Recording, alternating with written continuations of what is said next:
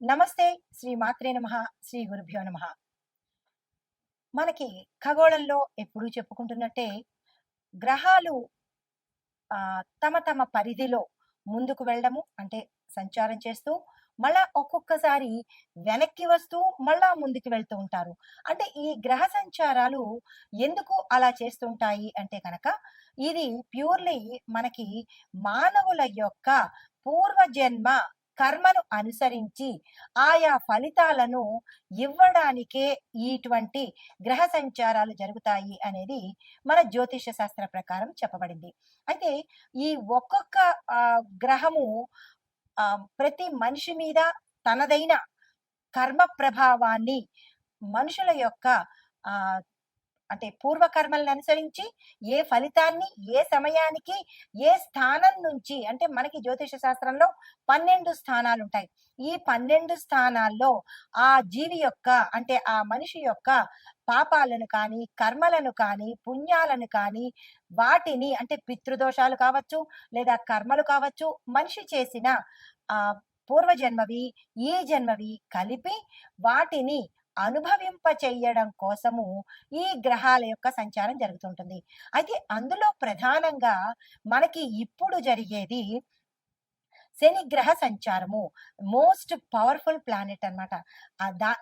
దాంతో పాటు అన్నీ అనుగ్రహించే ఆహ్, మంచి గ్రహము శని గ్రహము. అనగా శని భగవానుడు ఆయుష్‌నిస్తాడు, ఆరోగ్యాన్ని ఇస్తాడు.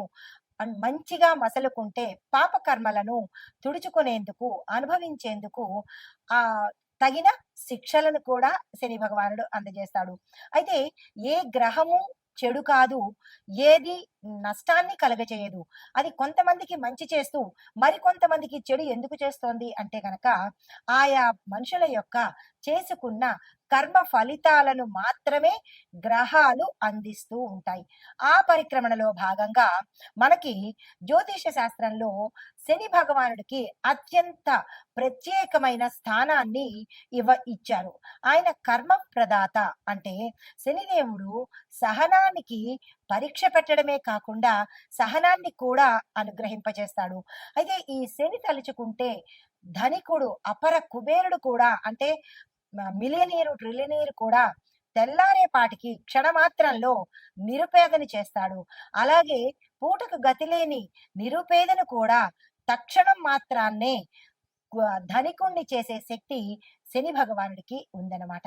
అందుకే అందరూ శని అంటే భయపడతారు. భయం కాదు, భక్తితో ఉండాలి. చాలా శక్తివంతమైన గ్రహము.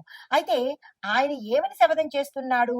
ఈ మే నెలలో తన సంచారము అంటే మార్చి 29న శని భగవానుడి యొక్క సంచారము మనకి ఆహ్, మేషం నుంచి మొదలైంది. అయితే ఇప్పుడు మరలా వెనక్కి వెళ్ళి తిరిగి మళ్ళా తిరోగమన దశలో 138 రోజుల పాటు ఆహ్, గ్రహాల అంటే కొంతమందికి అంటే కొన్ని రాసుల వాళ్లకు చుక్కలు చూపిస్తాను అని శపథం చేసి మరి వస్తున్నాడు. ఎందుకు అలా అంటున్నాడు? ఎందుకు చుక్కలు చూపిస్తానంటున్నాడు అంటే, ఆయా జాతకులు అంటే ఆ రాసుల వాళ్ళు, ఆ నక్షత్రం వాళ్ళు గత జన్మ పాప కర్మలను తుడిచేందుకు ఈ సమయంలో తన తిరోగమన సమయంలో చాలా ఇబ్బందులకు గురి చేయబోతున్నాడు. ఆ రాశులు ఏంటంటే కనుక మేషరాశి, మిథున రాశి, సింహరాశి. అంటే మిగతా రాశులకు కూడా ప్రభావం ఉంటుంది. కానీ ఈ మేష, మిథున, సింహరాశుల వాళ్లకు చాలా చాలా చాలా గడ్డు కాలము, చాలా కష్టాలు పడవలసిన సమయము ఈ 138 రోజుల పాటు. అయితే క్లుప్తంగా చెబుతాను మేషరాశి వారికి, మిథున రాశి వారికి, సింహరాశి వాళ్ళకి. మరలా నేను చాలా ఏ ఏ రంగాల వాళ్లకు ఎలా ఉండబోతోంది అని చాలా వివరంగా మీకు తెలియపరుస్తాను. అయితే ముందుగా మేషరాశి వారికి ఈ శని తిరోగమన సంచారం వల్ల జాతకులకు విపరీతమైన కష్టాలను ఇవ్వబోతున్నాడు. ఏ పని చేసినా అవ్వకపోవడము, విఘ్నాలు కలగటము ఇలాంటివి చాలా కష్టకాలము, గడ్డు కాలము ఈ మేషరాశి వాళ్ళకి. ఎటువంటి పరిష్కారాలు కూడా లేనటువంటి కష్టాలను, ఇబ్బందులను 138 రోజుల పాటు ఇవ్వబోతున్నాడు. దీంతో పాటు కష్టాలతో పాటు ఆరోగ్యము కుటుంబ సమస్యలు అంటే విపరీతమైన ఆరోగ్య క్షీణత, కుటుంబ సమస్యలు, జీవితం అంతా అంటే ఈ 138 రోజుల పాటు తమకి తాము ఈ జీవితం వృధా అనుకునేలాగా ఈ మేషరాశి వారి మీదకి తీవ్రమైన ఒత్తిడిని తీసుకురాబోతున్నాడు. తర్వాత మిథున రాశి వారికి కూడా ఈ తిరోగమన సమయంలో 38 రోజుల పాటు తీవ్రమైన కష్టాలు పడనున్నారు. ఈ సమయంలో వీరికి ఉద్యోగాల్లో ఇబ్బందులు, ఉద్యోగస్తులకు అయితే కెరియర్‌లో ఇబ్బందులు, కొంతమందికి నష్టాలు ఉండడము, తర్వాత జీవితంలో కొన్ని ఇబ్బందులు కలగడము, ఆరోగ్యపరంగా వీరికి ఎటువంటి ఇబ్బందులు లేవు కానీ మిగతా నష్టాలను కలగజేయబోతున్నాడు. జాగ్రత్తగా ఉండవలసిందిగా చెప్పడమైంది. అయితే కొంతమంది కొన్ని నక్షత్రాల వాళ్ళు అనగా మిథున రాశిలో ఉండే అన్ని నక్షత్రాల వాళ్ళకి ఇది వర్తింపదు. కొన్ని నక్షత్రాల వాళ్ళకి మాత్రమే ఈ కష్టాలతో పాటు అనారోగ్యాన్ని కూడా అందించబోతున్నాడు. జాగ్రత్తలు తీసుకోండి. తర్వాత సింహరాశి అంటే నేను ముఖ్యంగా 3 రాశుల గురించి ప్రత్యేకంగా చెబుతున్నాను. తదుపరి మరలా అన్ని రాశుల గురించి వివరంగా తెలియపరుస్తాను.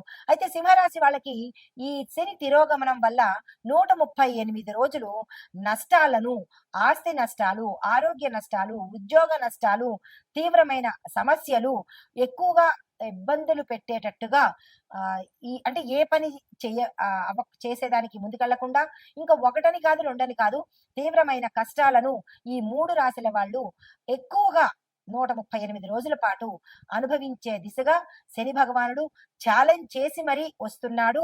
దానికి తగ్గ పరిహారాలు, సూచనలు నేను చెప్తాను. మీరు భయపడకండి. ధైర్యంగా ఉండండి. మంచి కర్మలను చేసుకుంటే శని భగవాన్ నుండి ప్రసన్నం చేసుకోవడం చాలా సులువు. దానికి భయపడి మనం ఏమీ చేయకుండా ఉంటే, చెడు కర్మలు చేస్తూ పోతూ ఉంటే ఇంకా ఎక్కువగా ఇచ్చే ఒకటి దగ్గర 100 కష్టాలు ఇస్తాడు. కాబట్టి మీరు భయపడకుండా భక్తితో శని భగవానుడికి ఏం చేస్తే మంచిదో నేను చెప్తాను. ఆ ప్రకారంగా చేసుకునే ప్రయత్నం చేసుకోండి. అయితే ఈ శని భగవానుడు 138 రోజులు తన తిరోగమన సంచారంలో ఒక మనుషులకే కాదు చాలా రకాల వ్యవస్థల మీద తనదైన ప్రతాపాన్ని చూపిస్తున్నాడు. అయితే ముందుగా ఆర్థిక విభాగంలో ఎలాంటి ప్రభావము, ఆర్థిక విభాగం అనగా ఎకానమీ విషయంలో శని తిరోగమనము ధన భావంలో అనగా 2వ స్థానంలోను అంటే 2వ స్థానంలో ధనభాగం అంటే లాభాన్ని ఇస్తున్నాడు. తర్వాత 11వ భావంలో కూడా మంచి లాభాలను ఇవ్వబోతున్నాడు. అయితే ఈ దీనిలో భాగంగా కూడా కొంత ప్రతికూలతను అంటే మంచి ధనము, లాభము ఇస్తూ కూడా కొంత ప్రతికూలతను కలగజేస్తున్నాడు. దీని యొక్క ప్రభావము ఆర్థిక విభాగం మీద ఎలా ఉండబోతోందంటే స్టాక్ మార్కెట్ లో తీవ్రమైన ఒడిదుడుకులు అంటే బిఎస్సి, ఎన్ఎస్సిలలో అస్థిరత ఉంటుంది. స్థిరత్వం ఉండదు. అటు ఇటుగా కదులుతూ ఉండడము, ఒకసారి ఎక్కువ ఒకసారి తక్కువ, అనిశ్చిత, అస్థిరత 2 కలుగుతున్నాయి. అయితే విదేశీ పెట్టుబడులు ఎఫ్డిఐ క్షీణత చెందుతాయి అంటే తగ్గిపోతూ ఉంటాయి. తర్వాత రూపాయి విలువ డాలర్తో పోలిస్తే పడిపోయే అవకాశం కూడా ఈ 138 రోజుల్లో చాలా ప్రస్ఫుటంగా కనబడుతోంది. అయితే బడ్జెట్ లో వ్యయం ఎక్కువ అవుతుంటాయి అంటే ఎక్కువగా ఖర్చులు అయ్యే అవకాశము, ఆదాయము తక్కువ అయ్యే అవకాశము. అంటే మనుషులకే కాదు ఈ శని ప్రభావము దేశం మీద అన్ని రంగాల మీద పడబోతుంది అనమాట. అయితే దేశం మీద ఇలాంటివి పడబోతున్నాయి.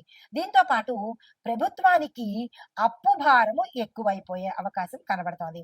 గోల్డ్, రియల్ ఎస్టేట్ మార్కెట్ లో కాస్త పెరుగుదల ఎక్కువ ఉండడంతో పాటు ద్రవ్యోల్బణ భయం కూడా ఈ సమయంలో కలగబోతోంది.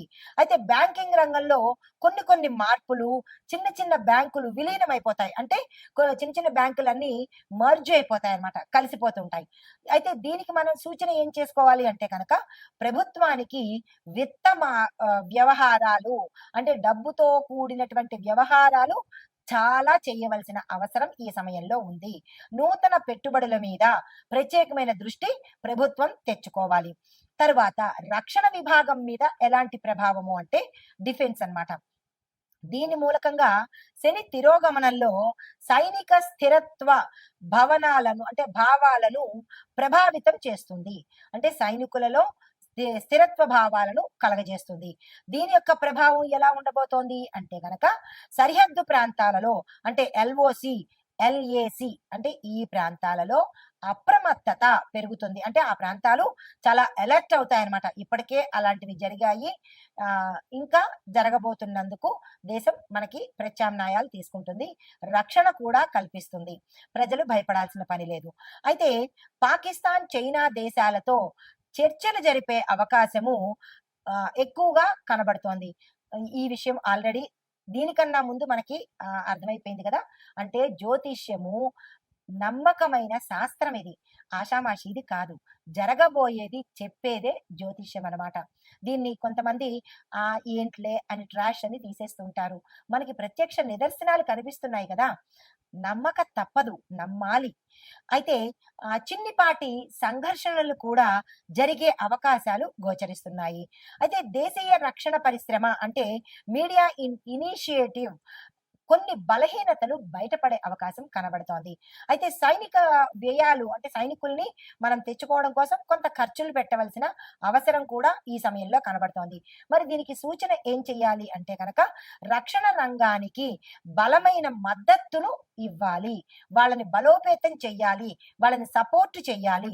సరిహద్దు ప్రాంతాల్లో ముందస్తు జాగ్రత్తలు తప్పనిసరిగా తీసుకోవాలి. అయితే ఇది రక్షణ విభాగానికి. మరి వ్యవసాయ విభాగానికి ఎలాంటి పరిణామాలు వస్తున్నాయి అంటే దీనికి మూల కారణము వృషభము, కర్కాటక స్థానాల్లో అంటే వృషభ రాశిలోను, కర్కాటక రాశిలోను శని తిరోగమనం ప్రభావము అంటే తిరోగమనం చేస్తున్నాడనమాట. మేషం నుంచి వృషభానికి ఇప్పుడు వస్తున్నాడు. వృషభము, కర్కాటకము మళ్ళీ ఈ రెండిట్లోంచి తిరోగమనం చేయడం వల్ల ఏమవుతోంది? దాని యొక్క ఫలితాలు వర్షపాతము అసమతుల్యతగా ఉంటుంది. అంటే కాసేపు ఎక్కువగా వర్షం రావడము, కాసేపు తగ్గిపోవడము. వర్షపాతంలో వర్షాలు పడే దానిలో కరెక్ట్ గా ఇది అని ఎదమిద్దంగా ఉండదన్నమాట. కొన్ని ప్రాంతాల్లో వర్షాలు ఎక్కువ, కొన్ని ప్రాంతాల్లో అసలు వర్షాలే ఉండవన్నమాట. అయితే ఖరీఫ్ పంటలకు ఇది మిశ్రమ ఫలితాలు ఇచ్చే సమయము. ధాన్యము, పప్పు దినుసులు కొద్దిగా ధరలు తగ్గే అవకాశం కూడా కనబడుతోంది. అయితే రైతులకు రుణభారాలు పెరిగిపోయే అవకాశం ఉంది. రైతులు చాలా జాగ్రత్తగా ఈ 138 రోజులు చాలా చాలా చాలా జాగ్రత్తగా వ్యవహరించుకోవాలి. అయితే ప్రభుత్వం మద్దతు ధరలు పెంచే ప్రయత్నం కూడా చెయ్యవచ్చు. ప్రభుత్వం కూడా ధరలు పెంచే ప్రయత్నాలు చేస్తోంది. అయినప్పటికీ నిరాశ చెందకండి. దీనికి సూచన ఏంటంటే సాగునీటి ప్రణాళికలను మనం బలోపేతం చేసుకోవాలి. దీంతో పాటు బీమా కార్యక్రమాలు అంటే ఇన్సూరెన్స్లు ఇంకా ఎక్కువగా ముందుకు తీసుకెళ్లి బలోపేతం చేసుకోవాలి. అయితే తర్వాత మనకి న్యాయ వ్యవస్థ మీద అంటే జ్యుడిషియరీ మీద ఎలాంటి ప్రభావం చూపిస్తోందంటే దీనికి మూల కారణం ఏమిటి అంటే శని తిరోగమనము న్యాయస్థానం సంబంధించిన స్థానంలో తన యొక్క ప్రభావము ఎక్కువగా చూపిస్తోంది. ఆ ప్రభావం మూలకంగా ఏం జరుగుతుంది అంటే కొన్ని కీలకమైన కేసుల తీర్పులు ఆలస్యం అవుతాయి. అంటే మోస్ట్ ఇంపార్టెంట్ కేసులు ఏవైతే ఉంటాయో ఆ కేసులు జాప్యం జరిగి డిలే అయ్యే అవకాశం కనబడుతోంది. కొన్ని సంచలన తీర్పులు హై ప్రొఫైల్ కేసెస్ ని జాతీయ చర్చకు దారితీస్తాయి. న్యాయ సంస్థల పట్ల ప్రజల నమ్మకం కొంత లోటు అంటే ప్రజలకి నమ్మకం కూడా తగ్గిపోయే ప్రమాదము ఈ సమయంలో కనబడుతోంది. సూచన అంటే దీనికి మనం ఏం చేయాలి? న్యాయ ప్రక్రియను ఫాస్ట్ గా చేయాలి. అంటే దీన్ని కొన్ని సంవత్సరాల పాటు అలా పొడిగించకుండా గతంలో అనేవాళ్ళు అట్లాంటి నానుడి ఇప్పుడు చెయ్యకుండా ఈ కేసు వచ్చిందంటే దాని పరిణామము అంటే ఆ కేసుని త్వరితగతిన క్లోజ్ చేసేటట్టుగా చేస్తేనే ప్రజలకు న్యాయ వ్యవస్థ మీద నమ్మకం పెరుగుతుంది. తర్వాత ఈ నమ్మకం పెరగడం కోసం తక్షణ చర్యలు తీసుకోవాలి. తర్వాత వాతావరణం మీద ఈ శని ప్రభావం ఎలా ఉండబోతోందంటే ఈ శని తిరోగమనము వాతావరణం మీద కూడా తీవ్రమైన ప్రభావాన్ని చూపిస్తున్నాడు. అవి ఎలాంటి ప్రభావాలంటే కనుక అకస్మాత్తుగా మిడిమిడి వర్షాలు, కొన్ని పూర్తిగా కూడా కాదు, సగం సగం వర్షాలు, అటు ఎండ ఇటు వాన రెండు కలిపి ఉండేటట్టుగాను, పశ్చిమ మరియు తూర్పు తీరాల్లో తుఫాన్లు వచ్చే అవకాశం చాలా ఎక్కువగా కనపడుతోంది. అయితే కొన్ని చోట్ల తీవ్రమైన వడగండ్ల వానలు కూడా పడే అవకాశం కనబడుతోంది. హిమాలయ పరిసర ప్రాంతాల్లో, నార్త్ ఇండియా ప్రాంతాల్లో మంచుగడ్డలు ప్రవాహంలాగా వచ్చే అవకాశం కూడా కొన్ని చోట్ల కనబడబోతోంది. జాగ్రత్తలు తీసుకోండి. అయితే కొన్ని రాష్ట్రాల్లో ఉష్ణోగ్రతలు సాధారణ స్థాయికి మించిపోయి వస్తాయి. 44ని దాటి 50ని టచ్ చేసి 51 దాకా వెళ్ళే అవకాశాలు కూడా కొన్ని చోట్ల కనబడబోతున్నాయి. జాగ్రత్తలు తీసుకోండి. అయితే మరికొన్ని చోట్ల స్వల్ప భూకంపాలు కూడా వచ్చే స్థాయి కూడా ఇక్కడ గోచరిస్తోంది. చాలా జాగ్రత్తలు తప్పనిసరిగా ముందస్తు చర్యలు తీసుకోవాల్సిందిగా చెప్పడం జరిగింది. అయితే దీనికి సూచన ఏంటి మరి అంటే కనుక వ్యవసాయ వాతావరణ ఆధారితంగా ముందస్తు హెచ్చరికలు తప్పనిసరిగా తీసుకోండి. ఇందులో నేను చెప్పినవి ఏది అక్షరం పొల్లు పోవడం లేదు. ఎందుకు అంటే ఇది శాస్త్రపరంగా తీసుకొని చెప్పినవే తప్ప ఆషామాషిగా చెప్పిన విషయాలు ఇందులో ఒక్కటి కూడా లేదు. కాబట్టి చాలా జాగ్రత్తలు తీసుకుని దానికి తగ్గ సూచనలు చేసుకోండి. అయితే ఎక్కడికక్కడ ప్రభుత్వం కానీ, ఆయా ప్రాంతాల్లో ఉండే నాయకులు కానీ హెల్ప్ డెస్కులు ఏర్పాటు చేయండి. తరువాత సామాజిక రాజకీయ స్థితి ఎలా ఉండబోతోందంటే సోషియో పొలిటికల్ సిచ్యుయేషన్స్, దీనికి మూల కారణం మన శని భగవానుడే. ఆయన ఏం చేస్తున్నాడు అంటే ఎక్కువగా వీటి మీద, ఈ దీని మీద సామాజికంగా ఎక్కువ ప్రభావాన్ని చూపించబోతున్నాడు. అయితే దాని యొక్క స్థితి ఎలా ఉండబోతోంది అంటే కనుక కొన్ని రాష్ట్రాల్లో రాజకీయ అస్థిరత, ఫిరాయింపులు అంటే ఒకళ్ళ మీద ఒకళ్ళు నెట్టేసుకోవటము, ప్రభుత్వంలో మార్పులు చేర్పులు కూడా జరిగే అవకాశాలు చాలా ఎక్కువగా కనబడుతున్నాయి. అయితే మరొక విషయము, ప్రజల్లో ప్రభుత్వ విధానాల మీద తీవ్రమైన అసంతృప్తి, ఇష్టం లేని తనము ఇక్కడ ఎక్కువగా కనబడే అవకాశం కనబడుతోంది. అయితే నిరసనలు, ఉద్యమాలు జరిగే అవకాశము, విస్తృతంగా పెరిగే అవకాశం కూడా ఇక్కడ చాలా ఎక్కువగా కనబడుతోంది. కొన్ని చోట్ల దళితులు, గిరిజనులు తమ హక్కుల కోసము పెద్ద స్థాయిలో ఉద్యమాలు కూడా జరిగే అవకాశాలు సూచనప్రాయంగా కనబడుతున్నాయి. కొత్త రాజకీయాల కూటములు ఏర్పడతాయి, పొత్తులు కూడా ఏర్పడే అవకాశం కనబడుతోంది.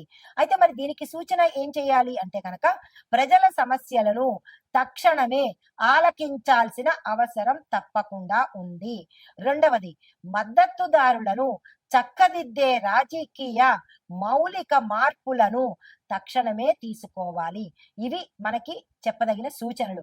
అయితే ఆ ఓవరాల్ గా చూసినట్టయితే కనుక సామర్థ్యం ఉన్న నాయకత్వము, తరువాత సూక్ష్మ ఆర్థిక విధానాలు, బలమైన రక్షణ ప్రణాళికలు తీసుకుంటేనే కొంత రెమెడీస్ కల్పించే అవకాశం కనబడుతోంది. వీటి మీద తప్పనిసరిగా ప్రభుత్వం కానీ, ప్రజలు కానీ, నాయకులు కానీ దృష్టి పెట్టాల్సిన అవసరం 100% ఉంది. తదుపరి రాశి తులారాశి. ఈ రాశి వారికి శని భగవానుడు 5వ ఇంట తిరోగమనం చేస్తున్నాడు. దీనివల్ల ఏంటంటే విద్య, ప్రేమ సంబంధిత వ్యవహారాల్లో చాలా జాగ్రత్తగా ఉండాలి. దీంతో పాటు మీరు ఏదైతే ఆశిస్తున్నారో అంటే ప్రేమ వ్యవహారంలో ఉన్న వాళ్ళు పెళ్లికి ఆశించినా ఆలస్యం అవుతుంది. విద్యార్థులు మీరు ఏ ప్రయత్నం చేసినా ఆలస్యం అయ్యేటట్టుగా గోచరిస్తోంది. కానీ నిరాశ పడకండి, ఆశతో ముందుకు వెళ్ళే ప్రయత్నం చేసుకోండి. ఉద్యోగ వ్యాపారాల కోసం చూసిన వాళ్ళైతే కనుక కొత్త అవకాశాల కోసం ప్రయత్నించినా అది ముందుకి వెళ్ళిపోవడమే అవుతుంది తప్ప ఆ సమయానికి మీకు అందుబాటులోకి రాదు. ఆలస్యం కూడా చాలా ఎక్కువగా కనబడుతోంది. శని భగవానుడే ఆలస్యంగా, మందగమనుడు, చాలా స్లోగా పెడుతుంటాడు. మరి ఆయన ఇచ్చే ఫలితాలు కూడా అట్లానే ఉంటాయి కదా. మనకి ఓర్పుని ఎక్కువగా నేర్పిస్తాడు. అయితే వ్యాపారంలో పాత బాకీలు తిరిగి మీకు వసూలయ్యేటట్టుగా, అంటే ఎర్రని ఎండలో చిన్న నీడలాగనమాట వ్యాపారస్తులకు తిరిగి అంటే వాళ్ళ బాకీలు రావు అనుకున్నవి తిరిగి వచ్చేటట్టుగా కనబడుతోంది. అయితే ఆరోగ్యపరంగా చూసుకున్నట్టయితే గర్భాశయ సంబంధిత సమస్యలు ఎక్కువగా వచ్చే అవకాశం ఉంది. ఆపరేషన్స్ అయ్యే అవకాశం ఉంది. అది కొంత ఇబ్బంది కలిగించే వాతావరణం కూడా కనబడుతోంది. దానికి సంబంధించిన జాగ్రత్తలు తీసుకోండి. అయితే మీకు చెప్పదగిన పరిహారాలు, సూచనలు ఏంటంటే శనివారం రోజు నల్లని పాదరక్షలను ఎవరికైనా దానంగా ఇవ్వండి పేదవారికి. కొంత ఉపశమనం కలిగే అవకాశం కనబడుతోంది. దీంతో పాటుగా నవగ్రహ పూజ తప్పనిసరిగా చేయించుకోండి. శక్తి, స్తోమత లేని వాళ్ళు నవగ్రహ ఆలయంలో శని భగవానుడికి నువ్వుల నూనె దీపం పెట్టుకుని, ఆ స్వామివారికి ముఖ దర్శనము, నేత్ర దర్శనము చెయ్యకండి. అంటే స్వామివారి యొక్క ముఖము కానీ, కళ్ళు గాని చూడొద్దు. పాదాలను మాత్రమే చూడండి. లేదు అంటే తీవ్రమైన పరిణామాలు గోచరిస్తున్నాయి. ఈ పరిహారాలు, సూచనలు పాటించుకోండి. ఇది ఈ రాశిలో వారికి చెప్పదగిన సూచనలు. నమస్తే.